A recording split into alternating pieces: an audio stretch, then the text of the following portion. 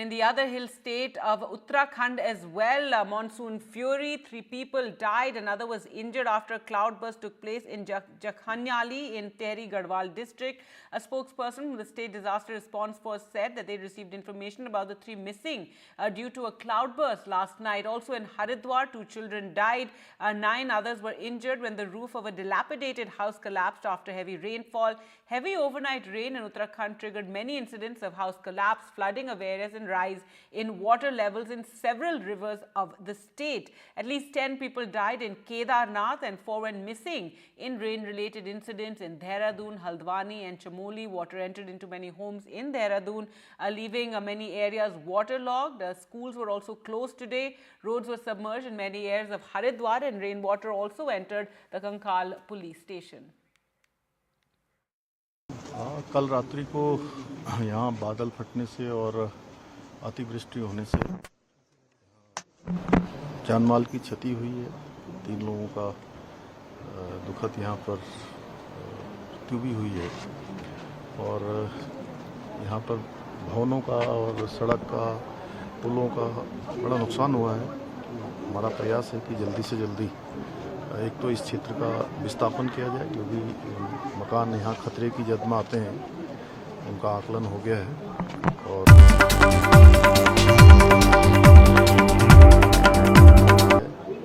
उसके लिए काम कर रहे हैं।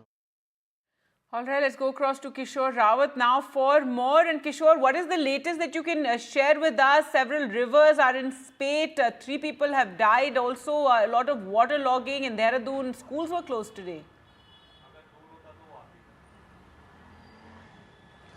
बिल्कुल, अभी जो लेटेस्ट अपडेट है उसमें पिछले 24 घंटों में 11 लोगों की डेथ हुई है और 5 लोग अभी भी लापता है। ये पूरे उत्तराखंड का आंकड़े हैं। इसके अलावा टिहरी के घनसाली और इसके केदारनाथ, इन 2 जगहों पे बादल फटने से काफ़ी नुकसान हुआ था। केदारनाथ में जो पैदल यात्रा मार्ग है वो काफ़ी जगहों पर वॉश आउट हो गया था या फिर लैंडस्लाइड और भूस्खलन की वजह से बड़े जो बोल्डर्स है उस रास्ते में आ गए थे। फिलहाल यात्रा रुकी हुई है और सबसे बड़ी बात है कि जो लोग थे, जो यात्री फंसे थे, उनको लगभग पूरी तरह से रेस्क्यू कर लिया गया है। जो जगह जगह पे यात्रा में फंसे हुए थे उसमें एसडीआरएफ और एनडीआरएफ ने लगातार उनको रेस्क्यू किया है।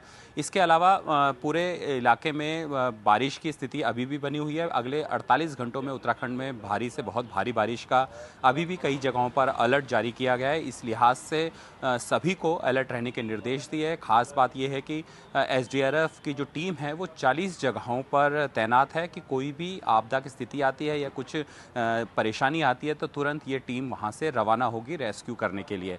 इसके अलावा देहरादून, हरिद्वार या फिर उधम सिंह नगर की अगर बात करें तो वहाँ पर भारी बारिश की वजह से जल भरा हुआ था। वो फिलहाल अभी नहीं है, लेकिन हरिद्वार में 4 लोगों की डेथ हुई है। एक जगह पे घर गिर गया था और एक जगह पर करंट लगने से डेथ हुई है। इसके अलावा टिहरी में रेस्क्यू ऑपरेशन लगातार जारी है। जो लोग हैं उनको सुरक्षित स्थानों पर लाया जा रहा है। केदारनाथ में चूँकि जिस तरीके से रोड वहाँ पे काफ़ी जगह पे बह गई थी, इसकी वजह से वहाँ पे यात्रा रुकी हुई है। अभी फ़िलहाल जो अपडेट ये है कि 4 धाम यात्रा को 1 अगस्त यानी आज के लिए रोका गया था। जिनके रजिस्ट्रेशन रोके गए थे। अब सरकार देर शाम तक ही इस बात को आगे तय कर पाएगी कि यात्रा को आगे रखना है या नहीं रखना है, यानी शुरू करनी है या फिर रोकनी है, क्योंकि मौसम विभाग का जिस तरीके से अलर्ट है उससे साफ लगता है कि अभी फ़िलहाल जो रिस्क के मूवमेंट में नहीं है सरकार, क्योंकि जिस तरीके से बारिश हुई है और जगह जगहों पर लैंडस्लाइड हुआ है उससे काफ़ी नुकसान हुआ है। तो ऐसे में अभी फ़िलहाल हर स्थिति पर नज़र बनाए रख रही है। जी, ऑल राइट।